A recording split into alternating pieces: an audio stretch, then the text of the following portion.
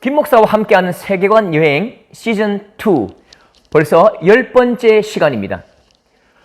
여러분, 오늘 10번째 시간은 굉장히 좀 난해합니다.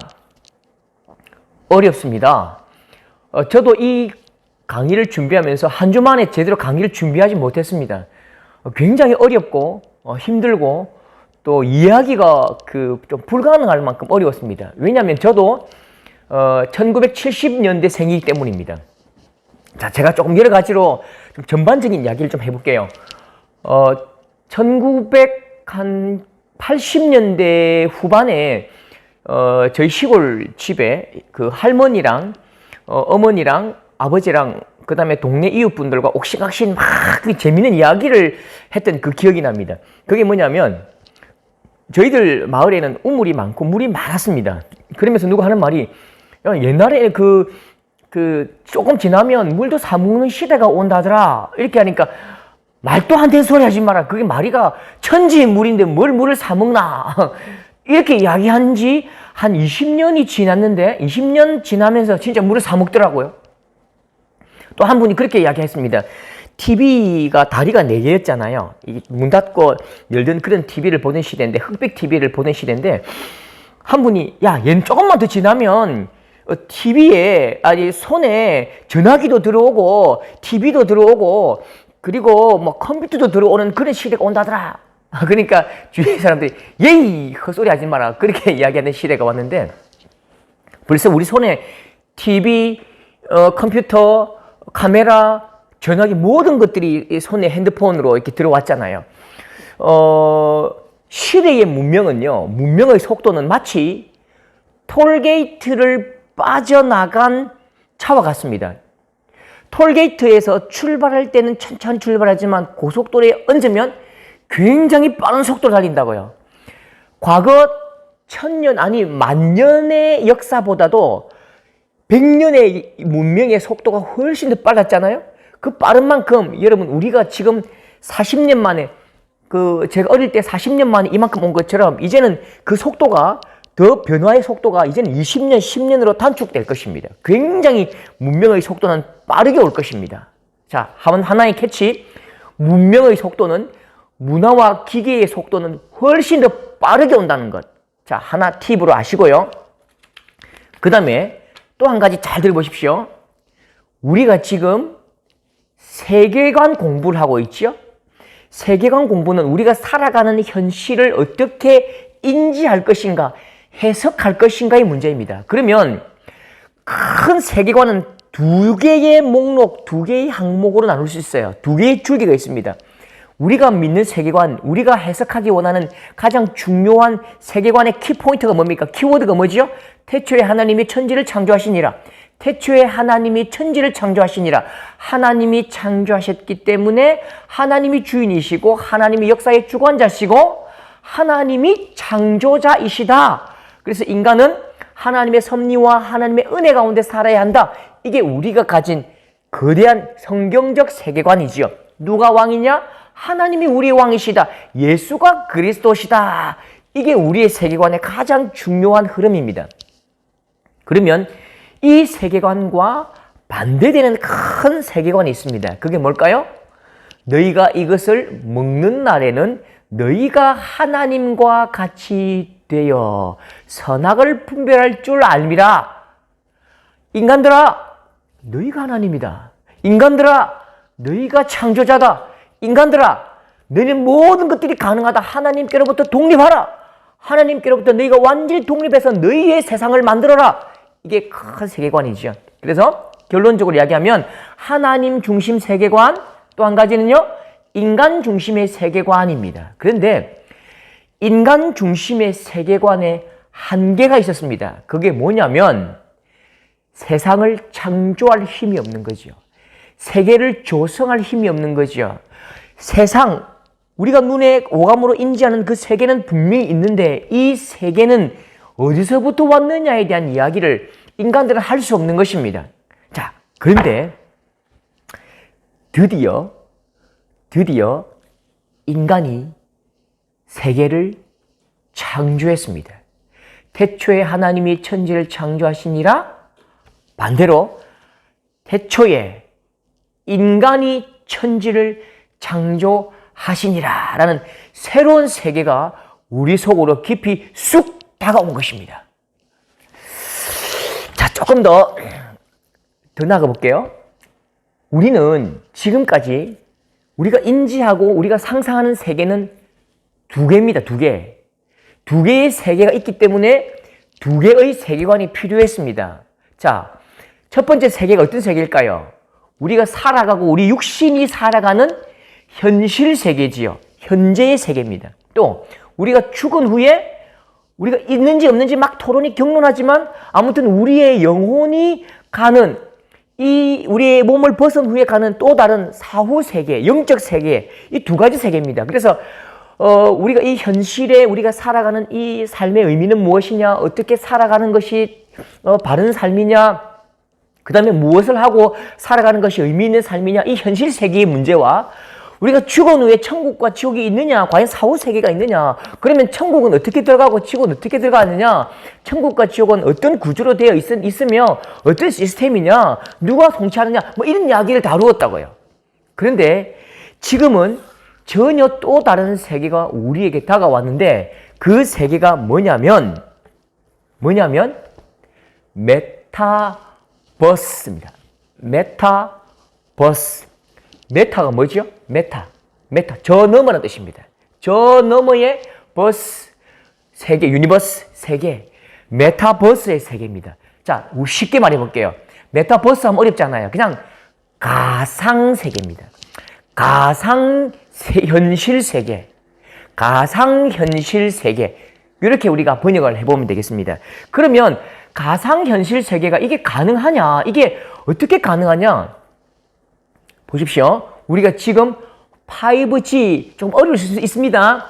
5G 세상으로 들어왔잖아요. 그러면 뒤에 5G 이전은요, 4G, LTE 세계였는데 우리가 통신 그래픽을 쏘을 때에 4G보다도 5G는 200배가 빠르다고요. 그러면 5G 다음에는 6G가 오겠죠?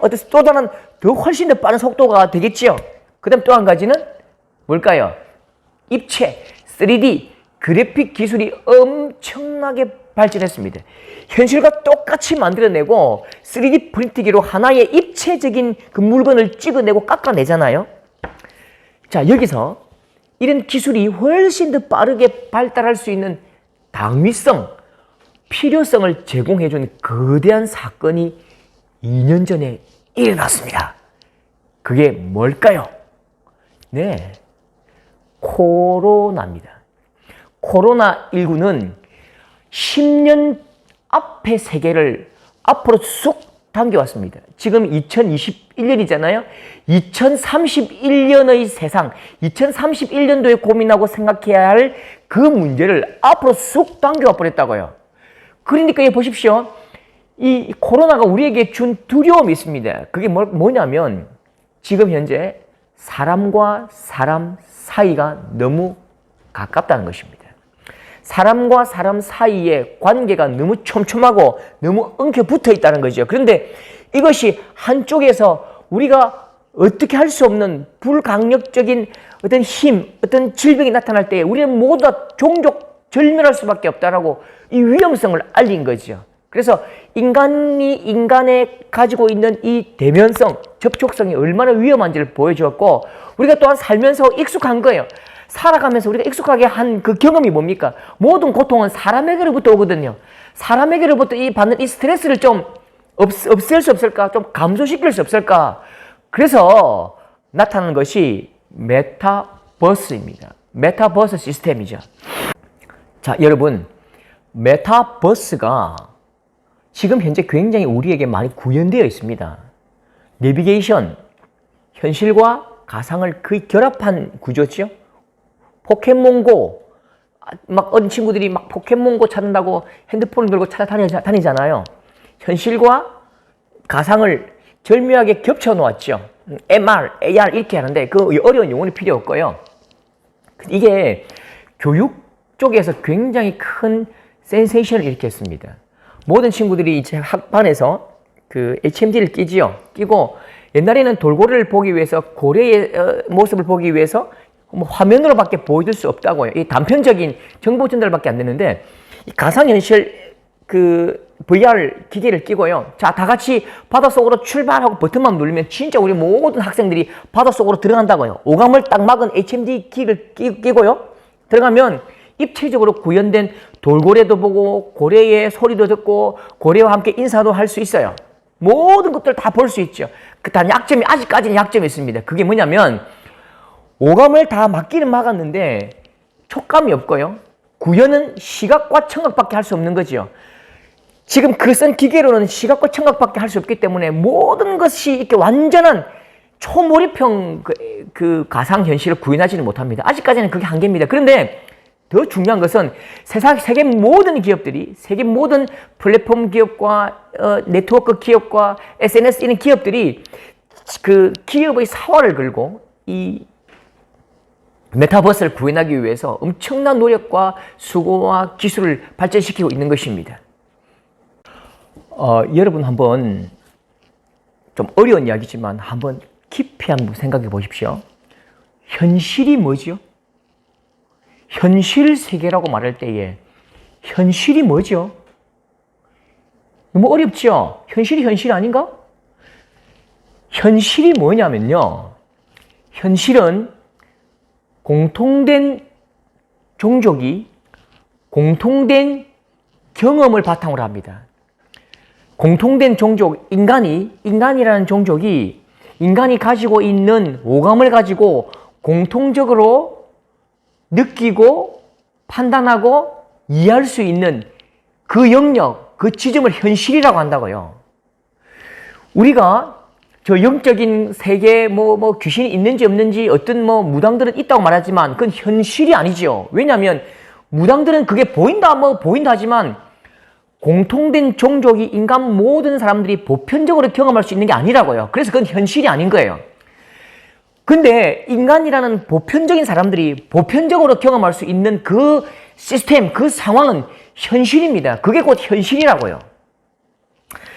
자, 이게 굉장히 위험한 게 풀 다이브 시스템, 완전 몰입형 가상현실, 완전 몰입형 가상현실 세계가 우리에게 다가올 때는 우리는 굉장히 고민스럽습니다. 우리는 너무너무 어렵고 힘든 결단, 어떤 그 재정의가 필요한 거지요. 자, 보십시오. 우리가 뇌에서 일어나는 모든 것은 전기적 신호로 감각을 느끼지요. 전기 신호로 감각을 느낀다고요. 자, 제가 터치하죠. 이 촉감 있죠. 촉감을 내가 느낍니다. 아, 부드럽네. 이 느낌은요. 이 느낌은 전기적 신호로 내 속에서 지각을 하지요. 내가 무엇을 본다? 전기적 신호로 재해석됩니다. 그런데 신기한 것은요. 우리의 뇌가 감각기관에서 일으키는 전기적 신호와 제작된 기기에서 입력한 전기적 신호를 구분할 수 없는 거예요. 우리 그런 이야기 있잖아요. 막 웃을 때에 진짜 웃겨서 웃는 것과 그냥 의도적으로 웃는 것을 우리가 뇌에서 구분할 수 없다. 그래서 많이 의도적으로 웃어라. 그런 이야기도 하잖아요. 뇌에 대한 연구를 해보면 전기적 신호가 이게 감각기관에서 만들어낸 신호인지 의도적인 어떤 기계적 장치에 의해서 주입된 신호인지 그건 뇌에서 구분할 수가 없다는 거죠. 그러면 자, 외부에서 오는 감각 신호를 제작된 신호로 바꿔주면요. 외부에서 지각하는 전기 신호 장치의 라인을 끊어버리고 그 속에서 의도적이고 제작된 시각, 제작된 청각, 제작된 촉각, 제작된 통각과 감각 신호로 바꿔버려도 우리의 뇌는 그걸 인식할 수가 없는 거죠. 이거는 기계네, 이거는 감각이네. 그렇게 이해할 수가 없는 거죠. 그냥 모든 게 현실로 받아들이는 것입니다. 더 중요한 것은요, 더 위험한 것은 이건 시간적인 초월도 가능하다니까요. 공간적 초월뿐만 아니라 시간적 초월이 가능합니다. 이건 이론적으로 가능한데 혹시 여러분 굉장히 어려운 말인데요. 그냥 잊으셔도 됩니다. 임계융합 진동수, 임계융합 진동수라는 용어가 있습니다. 이 말 무슨 말이냐면 보십시오. 우리가 고개를 돌려도 이 보인다고요. 지나갔잖아요. 카타카타 보인다고. 지나가는 자동차 타이어에 눈을 딱 보고 있다가 눈을 돌리면요. 그 지점이 딱 찍힙니다. 우리 눈은 1초에 60카트의 영상을 구분할 수 있어요. 근데 파리는 어떨까요? 파리는 240카트의 흐르는 영상을 구분한다고요. 그러면 파리의 눈에 우리의 파리를 잡으려는 우리의 손은 굉장히 느리게 보이겠죠. 그래서 우리의 손이 파리를 잡을 수가 없는 거예요. 파리를 잡기가 굉장히 힘듭니다. 근데 이것조차도 프레임을 계속 늘려주면요. 우리의 뇌에 들어가는 전기신호, 임계융합 진동수를 장악하는 이 라인을 끝까지 가능한 대로 늘려주면요. 시간이 굉장히 늘어나겠죠. 그래서 의도적으로 제가 예를 들어서 연예인 예를 들어서 고 누구씨, 한 누구씨를 함께 데이트를 하고 싶다. 그와 함께 결혼해서 천년만년 살고 싶다. 그래서 가상현실 속에서 나를 멋진 왕자로 만들고 진짜 현실과 똑같은 그 사람과 함께 손을 잡고 해변에서 천년만년 살 수도 있는 거죠. 길게 느림이 되니까요. 근데 중요한 건 사람이 뭘 구분할 수 없다고요?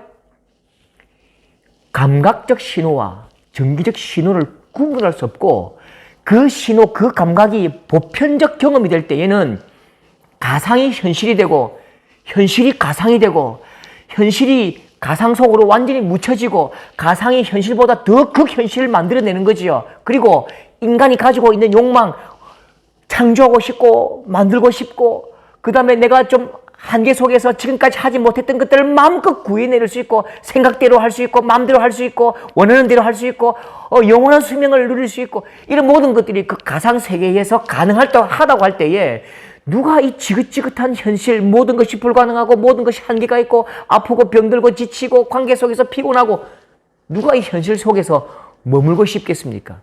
다 가상으로 들어가는 거죠.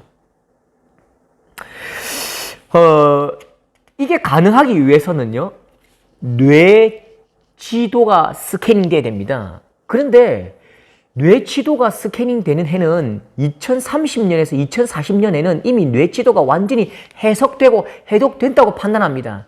그리고 미래학자들이 항상 말하는 것이 무엇입니까?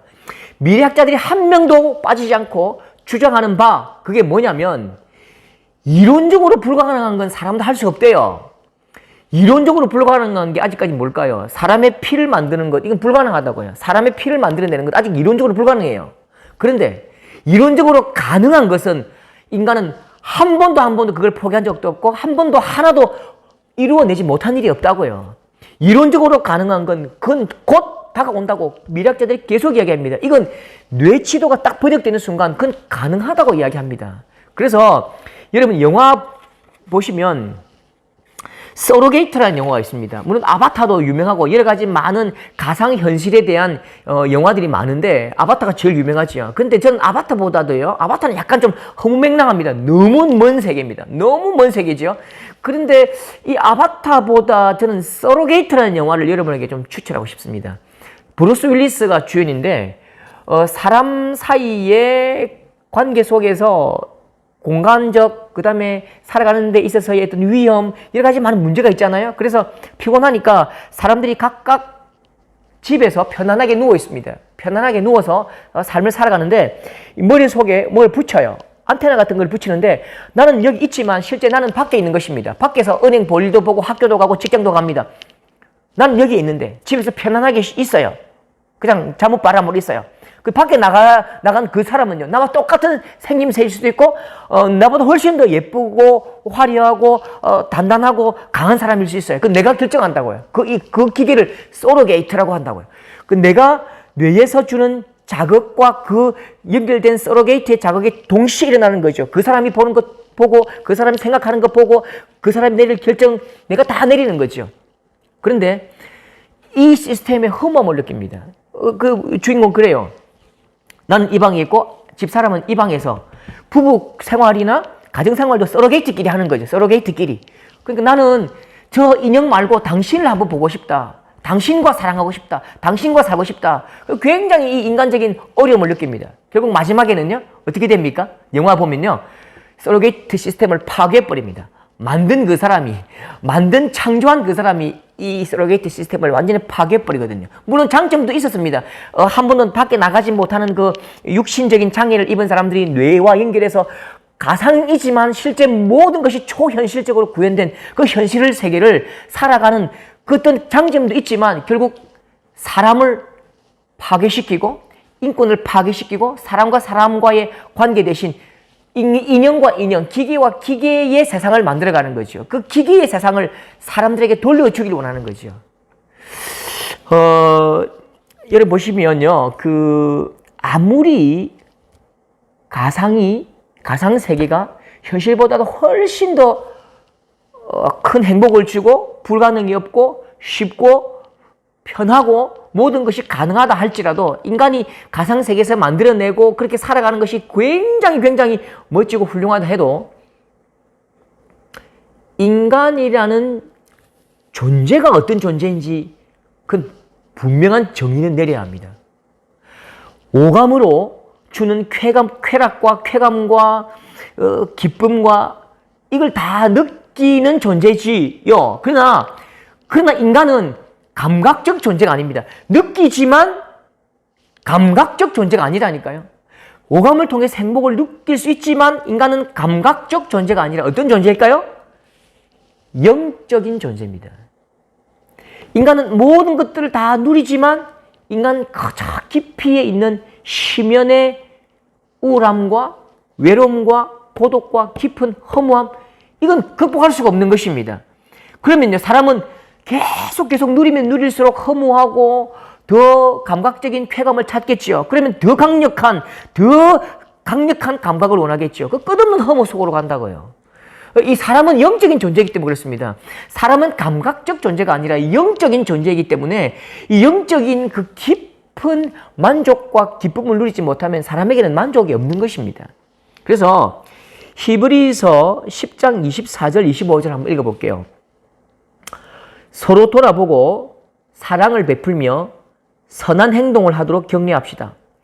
교회 모임에 빠지면 안 됩니다.